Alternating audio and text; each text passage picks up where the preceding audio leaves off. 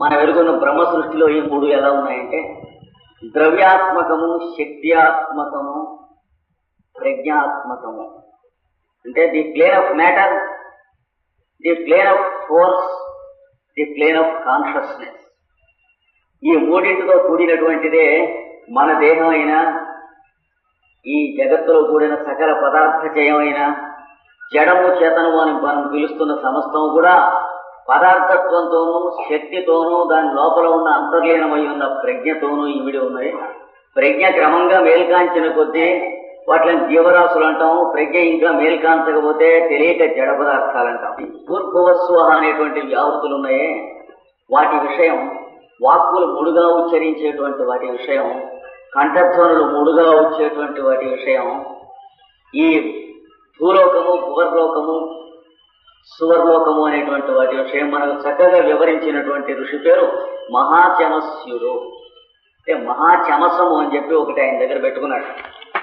దాంతో చెప్పాడు మహాచమస్యుడు అంటే మొత్తం బ్రహ్మాండం అంతా ఒక టిప్పగా ఉన్నది, దాన్ని యజ్ఞం చేయడానికి ఏర్పాటు చేసిన పాత్ర అని చెబుతారు. దాన్ని చమస పాత్రము అని దానికి పేరు చెబుతారు కనుక అది కలవాడు చమస్యుడు. ఆ పాత్రటండి అడుగున సగం వెండితో చేయబడి ఉంటుంది, పైన సగం బంగారంతో చేయబడి ఇది దాని మీద బోర్లించబడి ఉంటుందిగా. లోపల సోమము అనేటువంటి ఒకనొక రసం ఉంటుంది సోమయజ్ఞంలో, అది చమస పాత్రము అనేటువంటి మాటకు అర్థం. అంటే మనం సూర్యోదయ సమయంలో కూర్చుని అధ్యయనం చేసుకుంటూ ఉంటే సూర్యోదయం నుంచి సూర్యాస్తమయం దాకా ఉన్న డిప్ప మీద సూర్యరశ్మి ఉంటుంది, అది బంగారు పాత్ర. అంటే అడుగున అమెరికాలో ఉన్న వాళ్ళకి వెన్నెల అలాంటి డిప్ప ఉంటుంది, అది చంద్రుడు. అంటే వెండితో చేయబడిన అడుగున డిప్ప అంటే అర్థం అది.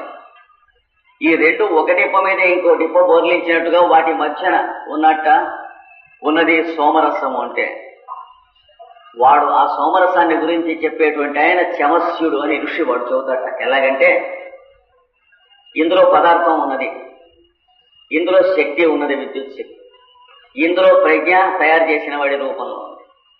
అలాగే ఇందులోనూ ఉన్నది పదార్థం ఉన్నది, ఈ ఒళ్ళు చేతులు కాళ్ళు కదిలించేటువంటి శక్తి ఉన్నది, దాంట్లో పనిచేస్తున్నటువంటి ప్రజ్ఞ ఉన్నది. కానీ దీనికి తేడా ఏమిటంటే దీన్ని ఒక మనిషి నడిపించాలి, ఇది ఒక మనిషి అయి ఉన్నాడు.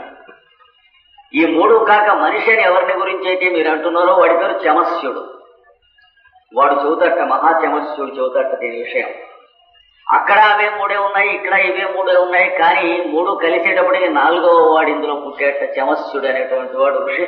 వాడినే జీవుడు అని అంటారు, లేకపోతే జీవాత్మ అనే పేరుతో తర్వాత వేదాంతంలో మనకు వచ్చింది. వాడినే పురుషుడు అని అంటారు వేదంలో. సమస్తంలో ఉన్నటువంటి పురుషుడిని పరమాత్మ లేక పరమ పురుషుడు అంటారు. శరీరమును అధిష్టానం చేసుకుని ఉన్నటువంటి వాడిని జీవాత్మ లేక జీవ పురుషుడు అని అంటారు. ఈ పురుషుడు ఇద్దరిలో ఒకడే రెండు రకాలుగా ఉన్నాడు. ఆ పురుషుడి గురించి మనకు వివరించి చెప్పేదే పురుష సూక్తము మొదలైనటువంటి మంత్రములు కూడా. ఈ మహాచమస్సుడు చెబుతున్నాడు ఇది తద్బ్రహ్మ. మొట్టమొదటి వాడు ఏం చెబుతాట, మహా అనే దాని గురించి చెబుతాట. అంటే మనం కళ్ళు తెరవంగానే ఏం కనిపిస్తుంది, మనము మన చుట్టూ మనం కానిదైనటువంటి బ్రహ్మాండమైన చోటు కనిపిస్తుందిట. మహా అన్నట్టుగా ఉంటుంది మొత్తం అంతా చూస్తే. ఏమిటో ఇదంతా మహా అన్నట్టుగా. అంటే అబ్బో మనకి దీని అంతు తెలియదు, దాని అంతా. అంటే దూరం ఉన్నది, కాలం ఉన్నది, దేశం ఉన్నది, ఒక్కొక్కటే తెలుస్తూ ఉంటుంది. జనాభా ఉన్నారు, దేశాలు ఉన్నాయి, చాలా ఉన్నాయి. ఆ బ్రహ్మపిపీలికని జీవరాశులు ఉన్నాయి. ఇది మహా అనే పేరుతో తెలుస్తుంది. అంటే బాగా పెద్దది, బాగా పెద్దది. ఎంత పెద్దదంటే నేను ఎంత తెలుసుకుంటే అంత పెద్దది అని తెలుస్తుంది. దాని అవతల ఇంకా తెలుసుకోవాల్సింది చాలా ఉంది. ఇది మహా, ఇది అనే పేరుతో తెలుసుకుంటాడు. తెలిసి తద్బ్రహ్మ. అప్పుడు వాడు అంటే తత్ అంటే అది ఇది అని చెబుతున్న వస్తువులు. ఇది ఓడ, ఇది మైక్, ఇది స్తంభం, ఇది దంపగాన, ఇది చేయలేని శాస్త్రగణం, ఇతడు చేయలేని శాస్త్రి అంటాం. కానీ ఇందులో ఉన్నటువంటి పదార్థాలే ఈ శరీరంలో ఉన్నాయి కదా. ఈ రేటు మహా. తేడా ఏమిటో చెబుతున్నాడు ఇక్కడ తత్ అన్నది నువ్వు అన్నదాన్ని ఏమంటారంటే బ్రహ్మ సమస్తంలో వ్యాపించి ఉన్నటువంటి పురుషుణ్ణి తత్ అంటే అది వాడు వస్తువు అని చెబుతూ ఉంటారు నాయన. అంటే అవి పర్సనల్ నేమ్స్ కాకుండా జడ పదార్థముల యొక్క పేర్లుగా మ్యాస్కులిన్ కాకుండా ఉంటాయి వాటి పేర్లు. తత్ అనే శబ్దంతో నువ్వు చెప్పేదంతా కూడా దాంట్లో ఉన్న పరబ్రహ్మను గురించి నువ్వు తెలిసినా తెలియకపోయినా చెబుతున్నావు. ఇది మైక్ అని మనం అంటూ ఉన్నప్పుడు ఇది అనే పేరుతో నేను పిలుస్తూ ఉన్నటువంటి మైక్ అనే పేరుతో పిలుస్తూ ఉన్న ఇందులో ఉన్న పరమాణువుల సముదాయము రూపంలో ఉన్నటువంటి పరమ పురుషుడు అని అర్థం మనకి తెలిసినా తెలియకపోయినా. కనుక అదే అని నువ్వు చెబుతున్నప్పుడల్లా మొత్తంలో ఉన్నటువంటి సర్వాంతర్యాన్ని వంక చూపించి నువ్వు చెబుతున్నావు. స ఆత్మ వాడు అని నువ్వు చెబుతున్నప్పుడల్లా ఈ పరబ్రహ్మ ఒక శరీరం ధరించి ఒక తానుగా ఉన్నటువంటి రూపాన్ని గురించి చెబుతున్నావు. ఇంతే తేడా అన్నాడు. అంటే ఇది మైక్, ఇది జిఎల్ఎన్ శాస్త్రి అంటున్నా, ఈయన జిఎల్ఎన్ శాస్త్రి అని అంటున్నాం. ఎందుకంటే ఇది మైక్ అన్నప్పుడు ఇందులో ఉన్నటువంటి పరమాణువులన్నీ కూడా సర్వవ్యాప్తమైనటువంటి పరబ్రహ్మలో భాగాలుగా ఉన్నాయి, కానీ వేరే ఒక ప్రత్యేకంగా పిల్లదేవుడుగా లేవు. అది వేరే శరీరం కట్టుకుని దేవుడు శరీరంలో పిల్లదేవుడుగా ఉన్నప్పుడు వాడు వీడు అని అంటున్నాం, ఆమె ఈమె అని అంటున్నాం. మనం జీవుడుగా ఉన్నటువంటి దీన్ని జీవుడు కాకుండా పదార్థ సంచయంగా ఉన్నటువంటిది అయిన పరబ్రహ్మ రెండు రకములు అని చెబుతున్నాడు ఇక్కడ ముందు. సమస్త పదార్థ సంచయంగా ఉన్నటువంటి పరబ్రహ్మే. జీవుడుగా వచ్చినటువంటి పరబ్రహ్మని ఏమంటారు? ఆత్మ అని అంటారు. బ్రహ్మ ఆత్మ అనేటువంటి రెండు శబ్దాలు పరబ్రహ్మకి రెండు స్థితులలో చెల్లుతున్నాయి. కనుక బ్రహ్మమును గూర్చి భావన చేయువారు బ్రహ్మ విద్యను అభ్యాసం చేస్తారు. ఆత్మను గూర్చి భావన చేయుట ప్రారంభించినటువంటి వాళ్ళు ఆత్మ విద్యను అభ్యాసం చేస్తారని వేదం చెబుతుంది. కనుక బ్రహ్మ విద్య బ్రహ్మచారులు ఒక సంప్రదాయం, ఆత్మ విద్య బ్రహ్మచారులు ఒక సంప్రదాయం మనకు వేద విద్యలో. అయితే ఆత్మ విద్య ఎందుకు ప్రారంభించిన వాళ్ళు ఎట్లాగా కళ్ళు మూసుకుని హృదయంలో ఉన్నటువంటి పరమేశ్వరుని ధ్యానం చేసి ఒక దీపంలాగా, దీపారాధనలాగా, ఏదో ఒక వెలుగులాగా, లేదా భూమధ్యంలో ఒక వెలుగులాగా ఇట్లా శరీరం లోపల ఆత్మ ఎక్కడుందో తెలుసుకుంటానికి ప్రయత్నం చేసి ధ్యానం చేస్తూ ఉన్నవాళ్ళు క్రమక్రమంగా ఇదే దీపపు సెమ్మేలో ఎట్లయితే దీపారాధనలో ఈ దీపం ఉన్నదో అలాగే ప్రతి శరీరం అనేటువంటి దీపపు సెమ్మేలో దీపారాధన అట్లాగే ఉన్నదని, అన్నిట్లోనూ కూడా అదే ఉన్నదని తెలుసుకుని మెల్లిగా బ్రహ్మాన్ని తెలుసుకుంటారు.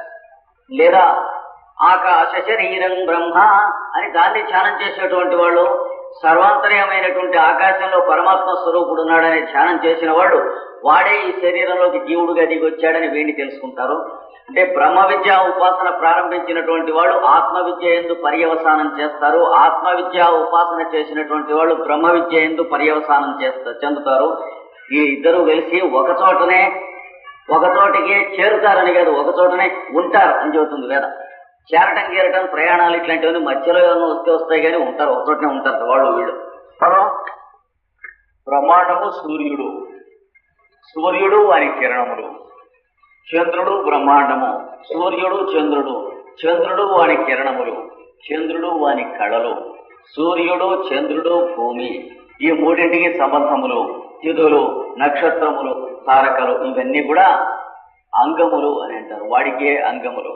ఈ మొత్తంలో ఇవన్నీ కూడా భాగములుగా ఉన్నాయి కనుక అందులోంచి వేరువేరుగా పుట్టేటువంటి సూర్యుల్లో కూడా భాగములుగా గ్రహములుగా గోడములుగా వస్తూ ఉంటాయి. అంతేగాక శరీరధారులుగా వాడే పుడుతూ ఉండి ఆత్మగా పుట్టడానికి తల్లి గర్భంలో పడ్డప్పుడు కూడాను వాడికి తలకాయ, కన్ను, ముక్కు, చెవులు, నోరు, చేతులు, కాళ్ళు, వేళ్లు, పొట్ట మొదలైన గుండెకాయలు, ఊపిరితిత్తులు అంగములు వస్తూ ఉంటాయి. ఇలా అంగములుగా రావటం అనేది మనం రమ్మంటే వస్తున్నవి కానీ, గర్భంలో మనం తయారు చేస్తే వస్తున్నవి కానీ, మనం పిండితో ఏదో బొమ్మ చేస్తే వచ్చేవి కానీ కాకుండా వాటంతట అవే వస్తున్నాయి. చక్కని క్రమబద్ధమైనటువంటి మార్గంలో వస్తున్నాయి కనుక ఆ వస్తున్నటువంటి వాళ్ళందరినీ కూడా దేవతలు అని అంటారు. ఈ మొత్తం ఉన్నటువంటి వాడిని పురుషుడు అని అంటారు. పురుషుడు అంటే తర్వాత మనం పురాణాల్లో కానీ కథల్లో కానీ చెప్పుకునేటువంటి దేవుడు లేక పరబ్రహ్మము, పరమేశ్వరుడు లేదా సదాశివుడు లేదా మహావిష్ణువు అనేటువంటి పేర్లతో చెప్పేటువంటి వాడిని దేవుడు అంటాం. వీళ్ళని దేవతలు అంటాం. దేవత అనేటువంటి వాళ్ళు దేవుడు కాదు, దేవుళ్ళు.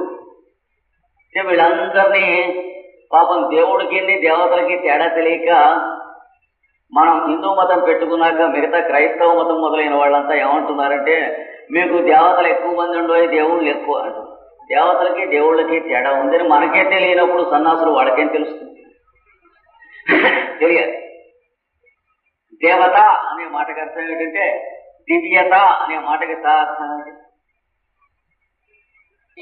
ఒకవాడికి సౌమ్యత అంటే సౌమ్య గుణము అని, శుభ్రత అంటే శుభ్ర గుణము అని, పశుత అంటే పశుత్వము అని, దివ్యత అంటే దివ్యత్వం, దేవత అంటే దేవత్వం.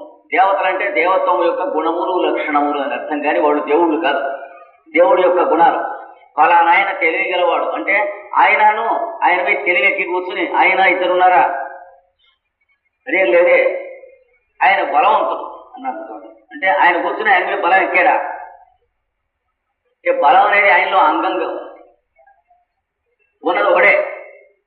ఆయనకి బలం ఉన్నా రైలు 2 టికెట్లు పుచ్చుకోరు. ఆయనకో టికెట్టును బలానికో టికెట్టు పుచ్చుకోరు. దేవతలంటే అలా ఉంటారు. మన శరీరంలో కంటికి అధిదేవత చూచేటువంటి వాడు, సూర్యుడికి అధిదేవత కిరణం. ఆ కిరణం అనేటువంటి దేవతకి ఈ కన్ను అనేటువంటి దేవతకి చక్కని తమాషా అయిన సంబంధం ఉంది. ఎలాంటి సంబంధం? మన కంటికి మన ఇంట్లో కొనుక్కొచ్చుకున్న పోస్ట్ కార్డు కవరు లాంటి పొజిషన్ అయితే ఆ సూర్యకిరణానికి పోస్ట్ మ్యాన్ యొక్క సంబంధం ఉన్నది. ఆ సూర్యుడికి పోస్ట్ ఆఫీస్ యొక్క సంబంధం ఉన్నది. పోస్ట్ ఆఫీస్ కి పోస్ట్ మ్యాన్ కి మన ఇంట్లో ఉన్న పోస్టల్ కవరు కార్డుకి ఏమిటి సంబంధం? అడ్రస్ మాత్రం మనం రాసి ఉత్తరం రాసి పడేస్తే పోస్ట్ ఆఫీసు పనిచేస్తుంది, పోస్ట్ మ్యాన్ పనిచేస్తాడు, మన ఉత్తరం ఎక్కడికి వెళ్ళాలో అక్కడికి. కనుక మన కన్ను మన ఇంట్లో ఉన్న కార్డు కవరు లాంటిది, సూర్యుడు పోస్ట్ ఆఫీస్ లాంటి వాడు, సూర్యకిరణం పోస్ట్ మ్యాన్ లాంటిది. అలాగే మన చెవి మళ్ళీ పోస్ట్ కార్డు లాంటిది, ఆకాశం పోస్ట్ ఆఫీస్ లాంటిది, అందులోంచి యువతులకు వస్తున్న శబ్ద తరంగములు పోస్ట్ మ్యాన్లు లాంటివి.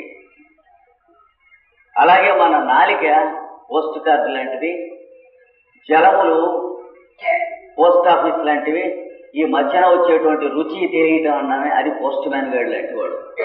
ఇలాగా 5 వేరే వేరే పోస్టల్ డిపార్ట్మెంట్లు ఉన్నాయండో. ఇందులో పంచేంద్రియాలు అంటారు వాటినే. వీటికి సంబంధించిన వాళ్ళందరినీ దేవతలు అంటారు. తల్లి గర్భంలో మనం పడ్డప్పుడు ఇవి అవయవాలుగా పెరుగుతూ ఉంటాయి. అవయవాలకు అతి దేవతలు అవుతారు. దాని వాళ్ళనే శరీర దేవతలు అని అంటారు. అది కాకుండా బయట చుట్టూ ప్రపంచంలో ఉన్నటువంటి దేవతల్ని విశ్వే దేవా అంటే సర్వదేవతలు, విశ్వమునందు ఉన్నటువంటి దేవతలు అంటే cosmic gods, micro cosmic gods అని అంటారు. ఇది లేదా ఇంకొక రకంగా చెప్పాలంటే అండదేవతలు బ్రహ్మాండం, తర్వాత పిండాండ దేవతలు. ఇది మనకు తర్వాత పురాణములు మొదలైనటువంటి వివరించడం కోసం వ్యాసమునీంద్రులు మొదలైన వాళ్ళు ఇచ్చినటువంటి కొన్ని పదజాలము అదనంగా మనకు ఉన్నాయి. వేదం అర్థమయ్యింది వాళ్ళు ఇచ్చినటువంటివి అన్నమాట. కనుక అంగాన్యన్యా దేవత, ఇతర దేవతలు ఈ అంగములుగా తెలుసుకోండి. అందులో ఈ 3 చెబుతాం వినండి. అంటే ఇందులోనూ ఉన్నాయి ఆ 3, అందులోనూ కూడా ఉన్నాయి. ఏది భూర్భువస్వహ అనే 3 ఉచ్చారణలు, అవి చెబుతాం వినండి అంటున్నారు. భూరిజివా అయం లోకః భువ ఇత్యంతరిక్షం సువరిత్యసో లోకః. భూలోకం అంటే ఏంటంటే మనం ఇది అది అది అని చెబుతున్నాం చూడండి, దాన్ని భూలోకం. అప్పుడు మనం ఏం చూస్తున్నాం? ఇది మైక్ అన్నప్పుడు మైక్ని చూస్తున్నాం, కానీ ఈ మైక్ దేంతో తయారైందో అందులో ఉన్నటువంటి పరమాత్మను చూస్తాం. ఇది చొక్కా అన్నప్పుడు భూలోకంలో మాట్లాడుతున్నాం. ఎందుకని చొక్కాని చూస్తున్నాం, కానీ ఈ చొక్కా అంటే గుడ్డ తప్ప ఇంకేం లేదు. గుడ్డని చూడకుండా మరిచిపోయి చొక్కాని చూస్తున్నాం, అది భూలోకం. ఈ గుడ్డను చూపించి ఇది గుడ్డ అని అన్నప్పుడు కూడా గుడ్డను చూస్తున్నాం, కానీ అందులో ఉన్నటువంటి దారాలను చూడటం లేదు, అది భూలోకం. అంటే బుద్ధిలోకం, మాలోకం లాంటిది దాదాపు భూలోకం అంటే. ఆ నూలు పోగుల్ని మనం చూస్తూ ఉన్నప్పుడు కూడా ఇవి నూలు పోగులు అని అంటున్నాం, కానీ అందులో ఉన్నటువంటి పత్తిని మనం చూడటం లేదు. దాని ఎడల ధృతరాష్ట్రుడు గానే ఉన్నాం. ఎందుకంటే పత్తిని చూస్తే నూలు పోగులు కనపడవు, నూలు పోగులను చూస్తే గుడ్డ కనపడవు, గుడ్డని చూస్తే చొక్కా కనపడవు. తీరా చొక్కా కనపడకపోతే తొడుక్కోలేము. అందుకని ఈ పత్తిని చూడలేకుండా ఉన్నాం, నూలు పోగుల్ని చూడలేకుండా ఉన్నాం, గుడ్డని చూడలేకుండా ఉన్నాం, చొక్కాని మాత్రం చూస్తున్నాం. అలాగే పరమాణువుల్ని చూడలేకుండా ఉన్నాం, అణువుల్ని చూడలేకుండా ఉన్నాం, ఖనిజముల్ని చూడలేకుండా ఉన్నాం, స్టీలు అనేటువంటి లోహాన్ని చూడలేకుండా మైక్ అనేదాన్ని ఒక్కదాన్నే చూస్తున్నాం. ఇన్ని ఇందులో ఉన్నప్పటికీ కూడా ఇలాంటి లోకాన్ని భూలోకం అంటారు. అంటే మీకు దాని చిట్ట చివర తయారైనటువంటి ఆ ఫారం ఆ ఆకారము, రూపము, శబ్ద, స్పర్శ, రూపరస, గంధములు తప్ప లోపల ఉన్న అంతర్యామి మీకు తెలియడు. కన్నుకున్నా, కన్ను పొడుచుకున్నా తెలియడు. తెలియకపోయినా భూలోకం అంటూ ఉండాలి. ఎందుకంటే అది పునాదిగా నిర్మాణం అయ్యేటువంటివే మిగతా లోకముల గోపురములతో కట్టినటువంటి సర్వాంతర్యామి యొక్క ఆలయ నిర్మాణం. ఈ భూలోకం అందుకంటే ఇవి తీసేయండి, మిగతా సూక్ష్మలోకాలు మాకు చాలును, దాంట్లో మేము ఉంటామంటే వీల్లేదు. కొత్తగా ఇంజనీరింగ్ లో గోల్డ్ మెడల్ తీసుకున్నటువంటి ఒక ఆయన సివిల్ ఇంజనీరింగ్ సలహా ఇచ్చాట, వేసవి కాలం రాబోతుంది, మేడ కూడా వేసుకోండి, పైన గాలి బాగా వస్తుంది అంట ఇల్లు కట్టుకుని. ఆయన అన్నట్ట నేను ఇప్పుడు వేసుకోలేనండి, ఏదో కొద్దిగా వేసుకుని తర్వాత ఇల్లు కట్టుకుంటా పైన అప్స్టేర్స్ అంటే. వీడన్నట్ట అలా కాదు, అయితే ఓ పని చేయండి, వేసంకాలం రాబోతుంది కదా, ముందు అప్స్టేర్స్ వేసుకోండి, అయిన తర్వాత డబ్బున్నప్పుడు డౌన్ స్టేర్స్ కట్టుకుంటుంది. ఆ సలహా ఎలాంటిదో, భూలోకం మాకు అక్కర్లేదు, మిగిలిన పై లోకాలు ఇవ్వండి అంటే అలాగే ఉంటుంది. అంటే ఈ లోకం లేదే పై లోకాలు ఉండవు, ఇది పునాది కనుక.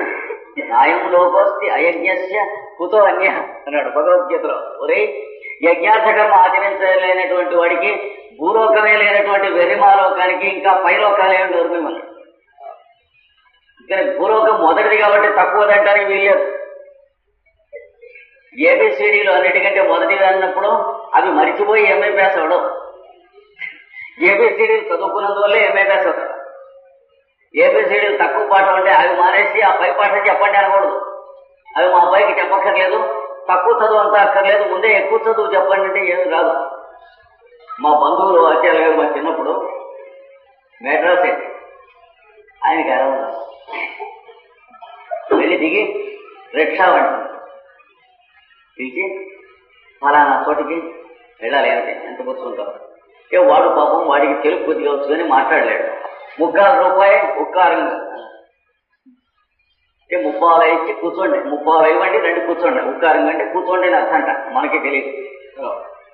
అంటే ఆయన 3 రూపాయలు అంటే కొంత అర్థమైంది 30 అని. ఆ ఉక్కారంగా అనేది ఇంకేదో కొంత ఎక్కువ అడుగుతున్నాడు అనుకుని, ఒరే అబ్బాయి 3 రూపాయలు ఇస్తాను, ఆ పైకి తీసేయమన్నట్ట. అంటే అది ఇచ్చి చక్కపోవాలి, ఎక్కక్కర్లేదు. భూలోకం అక్కర్లేకపోతే మిగిలిన లోకాలు అంతే ఏముండవు, వాడికి దండం పెట్టాలి దేవుడికి. అందుకని భూరికివా అయం లోక, భూ అనేటువంటి లోకంలో మనం ఉన్నప్పుడు మాట్లాడుతూ ఉంటే ఇది అది అది అనే వస్తువుగా చెబుతున్నాం. తర్వాత భువ ఇచ్చంతరిక్షం, భువర్లోకం అంటే ఏమిటి? మీకు నాకు మధ్యన ఉన్నటువంటి చోటు అని చెబుతామే అది కానీ, దూరం అని చెబుతామే అది కానీ, ఇది అంతరిక్షం. తర్వాత స్వర్, సువర్ అనేటువంటి లోకానికి ఏమిటి? సువరితివా అసౌ లోక, అసౌ అంటే వీడు వాడు అనేది. ఇందాక నేను చెప్పానే, ఇది మైక్ అని చెప్పినప్పుడు భూలోకంలో మాట్లాడుతున్నాం, ఇందులో ఉన్న వాడితో మనతో వాడు మాట్లాడు. ఈయన శాస్త్రులు గారు అన్నప్పుడు సువర్లోకంలో మాట్లాడుతున్నాం, ఆయనకి అంతేత మాట్లాడతాడు. ఎవడో శాస్త్రులు గారు అంటే పలుకుతాడు. ఆయన ముక్కుని ఏమంటే ముక్కు గారు అంటే పలకదు. ఆయన చేతిని ఏమంటే చెయ్యి గారు, ఫౌంటైన్ పెన్ గారు, కొందరు పెన్ వేశారు, మీరు కొంచెం రాస్తారా అంటే పెన్ రాయదు. శాస్త్రులు వేశారు, రాస్తారా అంటే రాస్తాడు. దానికి దీనికి తేడా ఏమిటో చదువుతున్నాడు. పదార్థాన్ని చెప్పినప్పుడు, ద్రవ్యాన్ని చెప్పినప్పుడు, వస్తువుని చెప్పినప్పుడు అది భూలోకం. మనకి దానికి కమ్యూనికేషన్ అంతవరకే. కానీ స్వర్లోకంలో దాంట్లో ఉన్న అంతర్యామితో మనకు కమ్యూనికేషన్, ఆత్మతో కమ్యూనికేషన్ ఉంటుంది. అందుకని అసౌ లోక, అసౌ స్వహ అనేటువంటి లోకం, వీడు వీడు అని ఒకడిని ఒకటి చెప్పుకునేది, ఆమె అతడు అనేటువంటి చెప్పుకునేది. వీడు మా అబ్బాయి అంటాం, ఇది మా అంట తప్పేయాలంటాం. ఇదే ఇది మా అంట్ల తప్పేయాలన్న దానికి, వీడు మా అబ్బాయి అన్న దానికి తేడా ఏమిటి వాక్యంలో? అంట్ల తప్పేయాలంటే దాని యొక్క ఆకారమే కానీ లోపల ఉన్న అంతర్యామి కాదు. వీడు మా అబ్బాయి అంటే పైన ఉన్నటువంటి జుట్టు, వెంట్రుకలు, చర్మం కాదు, లోపల ఉన్న అంతర్యామి. ఇది తేడా. మనం తెలిసి మాట్లాడినా తెలియక మాట్లాడినా చిన్నగానే మాట్లాడతాం, ఎందుకంటే ఇంకోలా మాట్లాడనివ్వదు ప్రకృతి. వీడు మా అబ్బాయి అంటే వాడి క్రాపింగ్ అని అర్థం కాదు, వాడు తొడుక్కున్న చొక్కా అని అర్థం కాదు, వాడు తొడుక్కున్న బూట్లు అని అర్థం కాదు, వాడి చర్మం అని అర్థం కాదు, సప్తధాతువులని అర్థం కాదు. మనం ఉద్దేశించినా ఉద్దేశించకపోయినా అందులో ఉన్నటువంటి జీవుడు రూపంలో అంతర్యామి అనే అర్థంలోనే అంటున్నాం మనం. వీడు మా అబ్బాయి ఏంటంటే శరీరం చూపించి వీడు మా అబ్బాయి, గోల్డ్ మా అబ్బాయి అనం.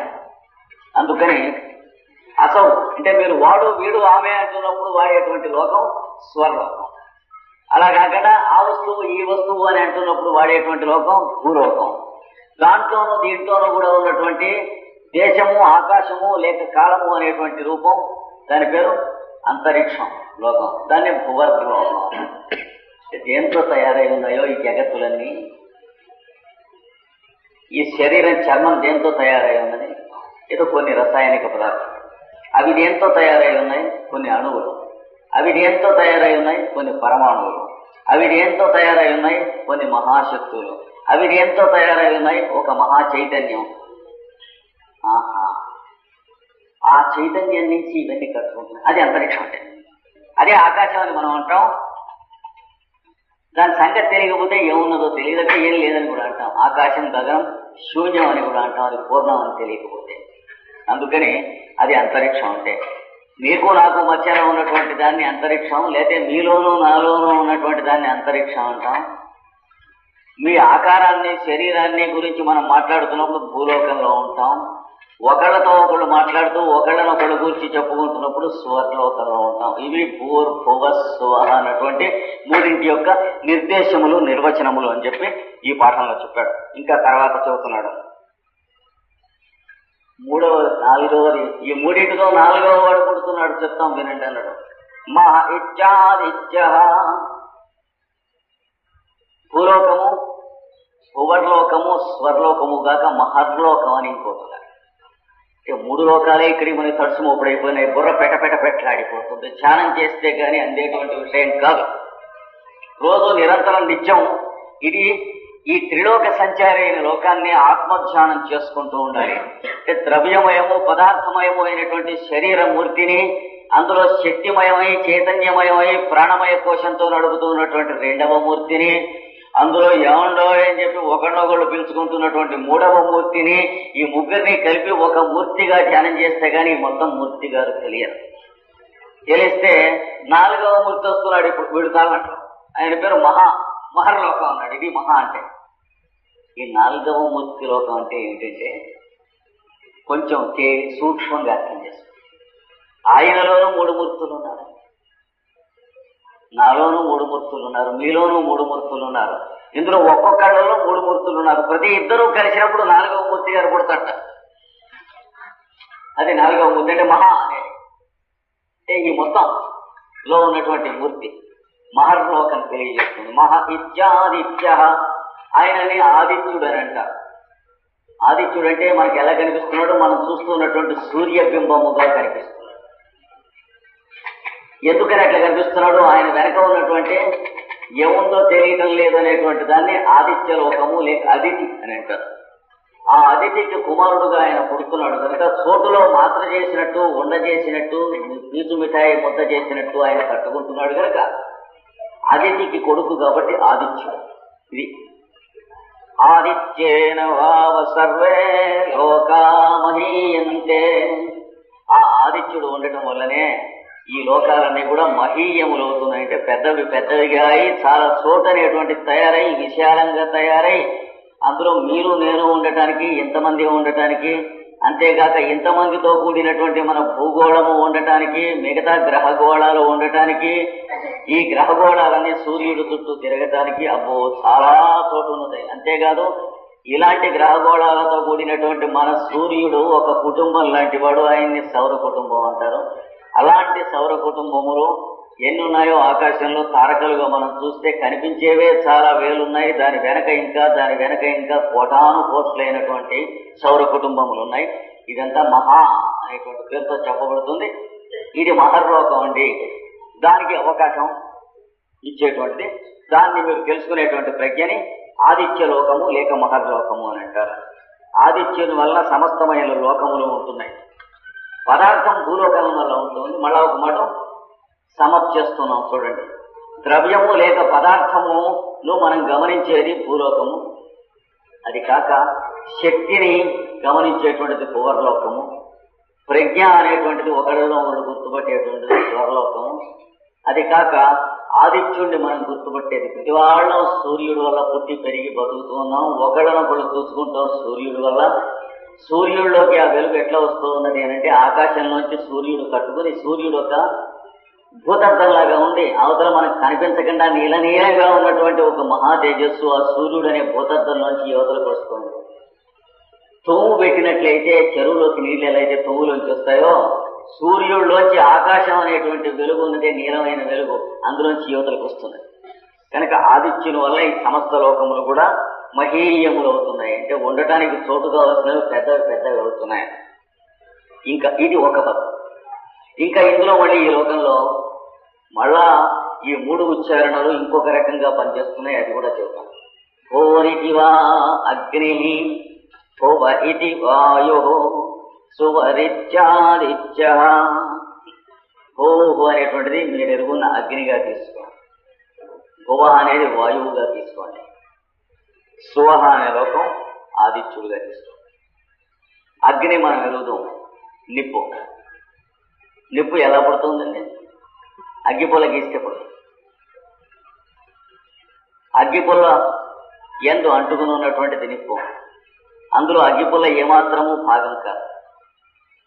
నిప్పు అగ్గిపుల్లని కాలుస్తూ ఉంది కానీ అగ్గిపుల్లకి నిప్పుకి ఏమీ సంబంధం లేదు. నిప్పు వేరు అగ్గిపుల్ల కన్నా. అగ్గిపుల్ల అక్కర్లేకుండా నిప్పు ఉండొచ్చు. ఎలా ఉంటుందంటే ఈ లైట్లో లాగా. లైట్ వేస్తే వెలుగుతుంది. నిప్పు వెలగటానికి మామూలుగా అగ్గిపుల్ల కానీ కట్టె పుల్ల కానీ పిడక కానీ పేడు కానీ ఏదైనా కావాలి. అది అక్కర్లేకుండా ఎలక్ట్రిక్ బల్బులో వెలుగుతుంది చూసారా? అందులో ఉన్నటువంటి ఫిలమెంట్ కానీ మొదలైనది ఏమీ అక్కర్లేకుండానే అలాంటి నిప్పు. కనుక నిప్పు అంటే అగ్ని అంటే అర్థం ఏంటంటే వెలగటానికి కావలసినటువంటి కట్టె కానీ మొదలైనది ఆయిల్ కానీ కిరసనాయిల్ కానీ పెట్రోల్ కానీ ఇట్లాంటి భౌతిక పదార్థం ఏమి అక్కర్లేకుండానే నిప్పు ఉంటుంది అంతర్యామిగా ఆకాశంలో. దాన్ని బయటికి తీసుకొచ్చేందుకే మనం ఈ కట్టె పుల్లలు కానీ అగ్గి పుల్లలు కానీ ఈ పెట్రోల్ కానీ కిరసనాయిల్ కానీ మొదలైనవి కూడా వాడుతూ ఉంటాం. ఇవన్నీ దాన్ని పిలిచేందుకు ఆహ్వానం చేసేందుకు సభవారు తప్ప ఇందులో అగ్ని అనేటువంటి పదార్థం ఏమీ లేదు. కనుక గోహు అనేటువంటి లోకం అగ్నిగా తీసుకుని భువ అనేది వాయువుగా తీసుకున్నట్లయితే, వాయువు అంటే కదులుతూ ఉంటాం. ఆకాశంలో కదలిక, ఆకాశంలో ఉన్నటువంటి కదలికను వాయువు అంటారు. ఆకాశంలో కదులుతూ ఉంటే వాయువు. ఆకాశాద్ వాయువు, వాయురగ్నికి. వాయువు వలన అగ్ని పుట్టింది, వ్యక్తం అవుతుంది. అంటే గాలి రయ్యన వేస్తే అగ్ని వస్తుంది. ఎక్కడన్నా అగ్ని అంటుకున్నప్పుడు ఏదైనా కట్టెలో అవి కాలుతూ ఉన్నప్పుడు అక్కడి నుంచి గట్టిగా విసురుగా గాలి వేస్తే అగ్ని తగులుకొని పెద్దది అవుతుంది.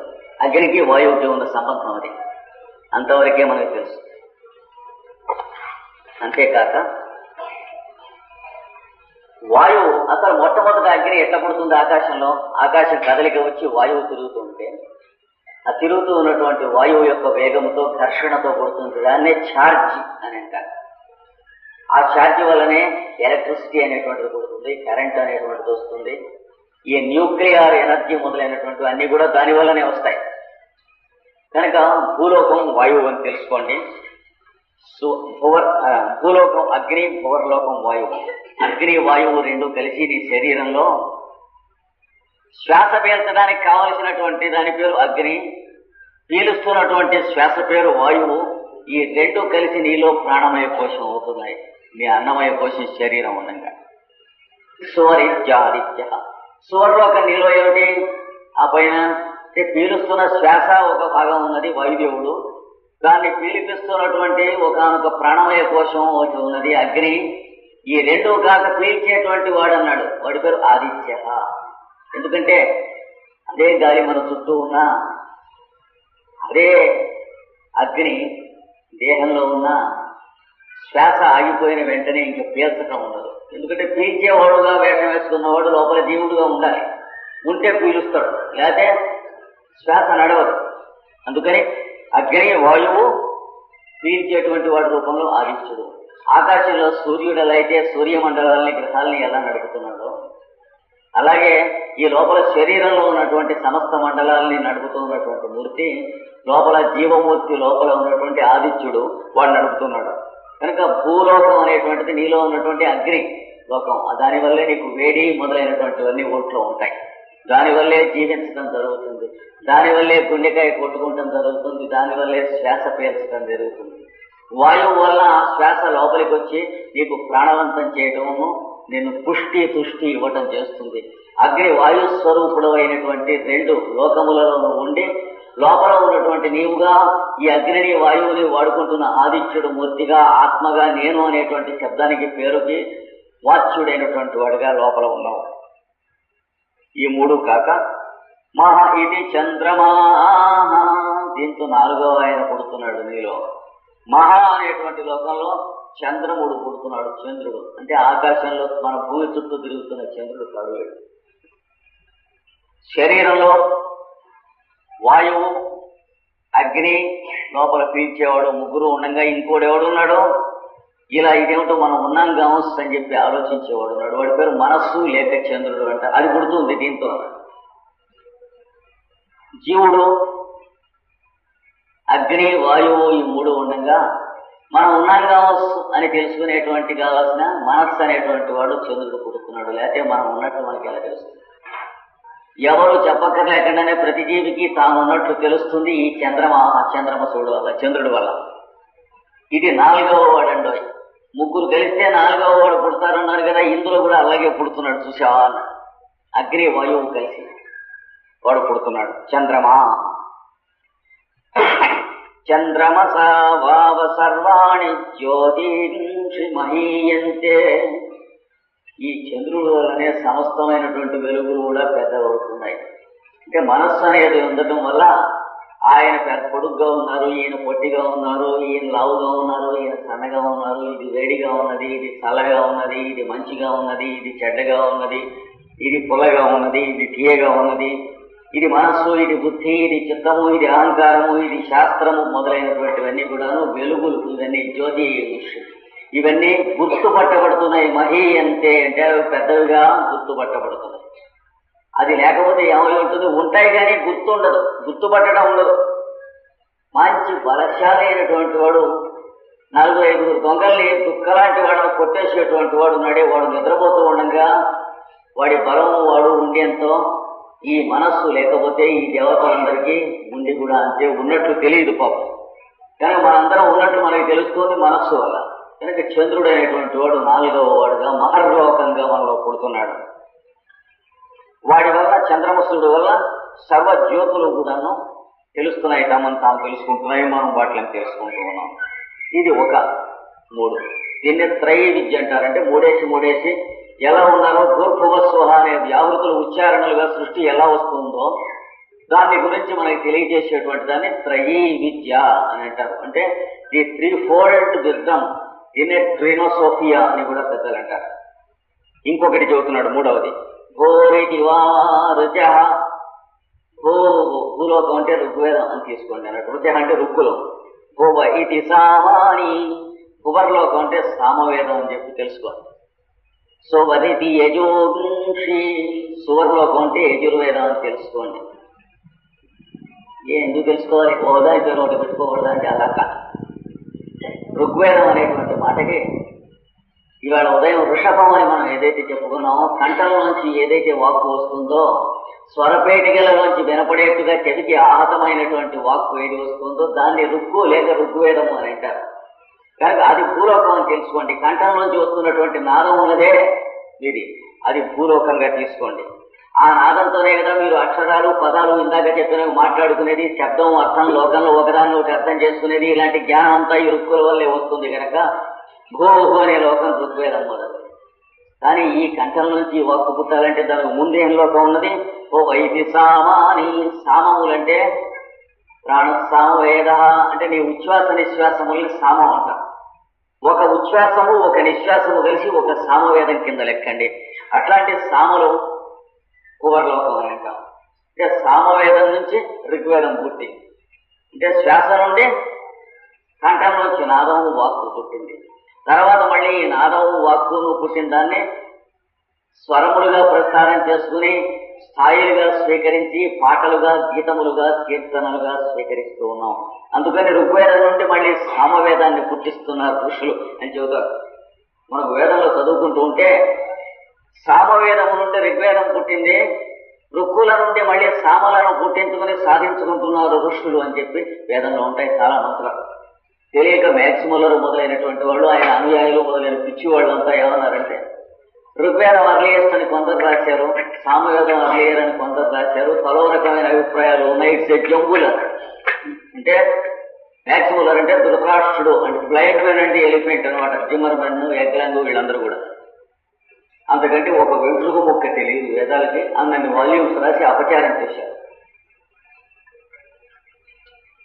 పొగయితి సామాని భూలోకం అనేటువంటిది రుక్కు అంటే నీ కంఠంలోంచి వచ్చిన రిషభం అనేటువంటి నాదం, ఉపర్లోకము నీ శ్వాస అయినటువంటి సామవేదం. సువర్లోకము ఈ రెండు కలిస్తే ఏమవుతుంది, శ్వాసను కంఠనాదం కలిస్తే నీ జీవితం అయినటువంటిది, నీ కర్మాచరణం అయినటువంటిది, నీ కాళ్ళు చేతులు కదిలించడం అనేటువంటి చిన్న పిల్లవాడి దగ్గర నుంచి పెద్దవాడైన తర్వాత నువ్వు చేసుకునేటువంటి వృత్తి వ్యాపారాదులు దాంట్లో నడిపించే సమస్తము యజుస్సులు అంటారు దాన్ని. యజుర్వేదం ఇదంతా అంటే నీ జీవితము, దాని దినచర్య, దాని కర్మాచరణము, దాని ఫలితములు అవి అనుభవించడం, దాంతో బతుడవడం, దాని నుండి విమోచనం చెందడం, ఇదంతా కలిసి యజుర్వేదం.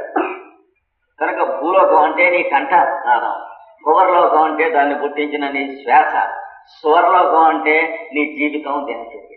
ఈ మూడు తీసుకుంటే ఇక్కడ మళ్ళీ నాలుగవ ఆయన పుడతాడు చూడండి. మహ ఇది బ్రహ్మ, ఇక్కడ బ్రహ్మగారు పుడుతున్నాడు. మహా అంటే బ్రహ్మ అని అర్థం. బ్రహ్మ అంటే ఏం లేదు, ఇక్కడ పుట్టి మేల్కని ఈ చుట్టుపక్కల ఉన్నటువంటివన్నీ తెలుసుకునేందుకోసం అని చెప్పి వ్యాపిస్తున్నవాడు, ఆత్మగా పుట్టి బ్రహ్మగా అవుతున్నటువంటి వాడు. ఇది నాలుగవ లోకం. అంటే ఇది వేరే అని అనుకోబోకు, అందులోనే ఇది తేలుతుంది అని తెలుసుకున్నప్పుడు మహా అనేటువంటి బ్రహ్మగా తెలుస్తుంది అన్నాడు. ఎందుకంటే బ్రహ్మణ వావ సర్వే వేదా మహీయంతే, బ్రహ్మ వలననే సమస్త వేదాలు పుట్టి పెద్దవవుతున్నాయి. అంతే కదండి, 4 ముఖాల్లోంచి 4 వేదాలు చెప్పాడు. ఎలా చెప్పాడు అంటే, ఈ సమస్తం చుట్టూ ఉన్నటువంటి ఆకాశంలా కనిపిస్తున్న దాంట్లోంచే ఈ పంచభూతాలు వస్తున్నాయి, దాంట్లోంచే మీ శరీరం అది కూడా కట్టుకుంటుంది, దాంట్లోంచే మీ కంఠము, దాంట్లోంచే నాదం వస్తుంది, దాంట్లోంచే శ్వాస వస్తుంది, దాంట్లోంచే ప్రాణాలు వస్తున్నాయి. కనుక ఈ బ్రహ్మ నుంచే సమస్తమైనటువంటి వేదాలు వస్తూ ఉన్నాయి. వేదాల యొక్క టీకా తాత్పర్యాలుగా సృష్టి అంతా వస్తూ ఉన్నది. దీనిని వివరించడం కోసమే చతుర్ముఖ బ్రహ్మ, నారాయణుడు, పద్మముల నుండి బ్రహ్మ ఉద్భవించడం మొదలైనవన్నీ చెప్పబడ్డాయి. ఇది ఒక పాఠం. అంటే 5 పాఠం చెప్పినట్లు 3 పాఠం చెబుతున్నాడు. 3 వాక్కుల పాఠం అన్నమాట. అలాంటి ఇంకొక పాఠం కూడా ఈ 3 వాక్కులు ఉన్నది. ఘోరిది వై ప్రాణ, భూహు అనేటువంటి మంత్రానికి అర్థం, లోకానికి ప్రాణం అని అర్థం. భువ ఇత్యపాన, భువ అనేటువంటి దానికి అపానము అని అర్థం. సువరితి వ్యాన, సువర్ అనేటువంటి దానికి వ్యానం. ప్రాణము, అపానము, వ్యానం ఏమిటయ్యా? ఏమిటే నీ శ్వాస లోపలికి తీసుకోకుండా నువ్వు ఉండలేవు, చూసావు అంటే నువ్వు శ్వాస లోపలికి తీసుకుంటాం కాకుండా నీ చేత లోపలికి లాగిస్తూ ఉన్నది శ్వాస, ఒక శక్తి లోపల నువ్వు బతికుంటాం కోసం. దాన్ని ప్రాణశక్తి అంటారు. బయట ఉన్న గాలిని లోపలికి స్వీకరించేట్టు చేసే శక్తిని ప్రాణశక్తి అంటారు. అలాగే పీల్చుకున్న తర్వాత దాన్ని మళ్ళీ వదలాలి, వదలకుండా ఉండలేవు. నువ్వు వదలటం లేదు, నీ చేత వదిలిపిస్తుంది. లేకపోతే లోపల బొగ్గు పులుసు వాయువు అక్కడ ఉండి కార్బన్ పాయిజనింగ్ వచ్చేస్తుంది. కనుక నీ ఇష్టం ఉన్నా లేకుండా శ్వాసను బయటికి నెట్టేసేటువంటి శక్తి ఒకటి, నీ ఇష్టం ఉన్నా లేకపోయినా ప్రాణాన్ని, గాలిని లోపలికి స్వీకరించేటువంటి శక్తి. పూరిటి వై ప్రాణ, పువ ఇత్యపాన, ప్రాణాపానాలే కాకుండా ఇక్కడ ఎవడన్నా ఇచ్చాడు ఏమనాలి? చేతినికి ఇచ్చాడు లేక చర్మానికి ఇచ్చాడు అనాలి. నన్ను ఇచ్చాడు అనకూడదు. నన్ను ఇచ్చాడంటే ఎక్కడికి ఇచ్చాలి వాడు? నియమాన శోకవత్ తన్వి పీతామహ, అక్కడ కూర్చాలి వాడు. అక్కడ కూర్చున్నాడు సరిగ్గా కూర్చుంటే నన్ను ఇచ్చాడు అనాలి. అక్కడ ఎలా గిచ్చుతాం? కానీ ఇక్కడికి ఇచ్చితే ఏమంటున్నాం? నన్ను ఇచ్చాడు అని ఏడుస్తున్నాడు. అందుకు ఇచ్చడం ఎట్లా? చేతి మీద చర్మానికి ఇచ్చాడు కానీ నిన్ను కాదు కదా అని వేదాంతం చెబితే లెంపకాయ కొడతాడు. చూశారు? ఆయన సర్వం కల్పితం బ్రహ్మ బాగా చెప్పాడు. ఈ సమస్తం పరబ్రహ్మమే కదా. కొట్టేవాడేవాడు, చూసేవాడేవాడు, కొట్టబడేవాడేవాడు బా అంటే వాడు ఏం చేసేట, అవతలవాడు ఇలాగ పీడి ముక్క ముట్టించుకుని అగ్గు పలిగి అంటించాడు చేతికి. అలా అంటించేవాడేవాడు, అంటింపబడేవాడేవాడు. ఇందులో ఉన్న అగ్ని కూడా పరబ్రహ్మమే కదా, అంటలేదు అన్న. అంటే అన్నిట్లో ఉన్నవాడు పరబ్రహ్మం అయినప్పటికీ కూడాను జీవుడుగా తయారైన వాడు తనలో ఉన్న అంతర్యాన్ని ఏ భాగాన్ని ఏ భాగంతో ఎలా వాడుకుంటే ఎలా ఉంటుందో తెలిసేవి వాటి పేరు ధర్మాధర్మాలు. ఈ చెయ్యి మంది అయినప్పటికీ ఇటు పెట్టి దీన్ని పక్కన కొడితే విరిగి ఉంటుంటాయి. ఈ చేతికి ఎగస్పర్చి అని అనుకోకూడదు, దానికి దీనికి పడదు. అలా కాదు, చేతులు రెండు ఇలా పెట్టినట్లయితే జీవితం చిన్నగా నడుస్తుంది, కానీ ఇలా కొట్టినట్లయితే ఎక్కువ రోజులు పనిచేయవు చేతులు. గోడ కొట్టక్కర్లే, మన చెయ్యే ఉదంతో ఒకటి. అలాగే మరణానికే మన పళ్ళతో కరిచేసుకుంటే ఏమి లాభం లేదు. అందుకని ఇవి కూడా అంతే.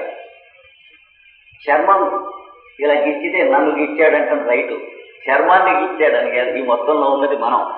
కనుక ప్రాణాపానాలు ఇక్కడే ఉంటాయి, ఎక్కడ ఉండమంటే ఎక్కడ ఉంటాయి. కానీ ఈ మొత్తం అంతా చక్కగా మనం వ్యాపించి ఉండేట్టుగా చేసేటువంటి ఒక ప్రాణాన్ని వ్యానము అని అంటారు. ప్రాణాపాన వ్యానం. నాలుగవది ఉదానం, అంటే లోపల నుంచి బయటికి ఉప్పున కుర్రవాడు బెలూన్ ఊస్తాడు చూడండి, అలా ఊదినట్టు మన శరీరం ఇలా ఆకారంలో నిలిచేట్టుగా పట్టుకుని లోపల నుంచి బయటికి తణాయిస్తూ పట్టుకున్నటువంటి దాని పేరు ఉదానం అంటారు. అది లేకపోతే మనం పొయ్యిలో కాల్చే వంకాయ ఇట్లా చట్నీ అయిపోతుంది, అట్లా ఉండేవాడు. ఇట్లా నుంచి ఆకారం ఉండదు. కనుక ప్రాణం శ్వాస పీల్చేటువంటి మన చేత పీలిపించేది, అపానం మన చేత వదిలిపించేది, ధ్యానం అనేటువంటిది మనం శరీరం మొత్తంలో సమంగా మనం ఉండేటట్లుగా మన చేత వ్యాపనం చేయించి ఉండేటువంటిది.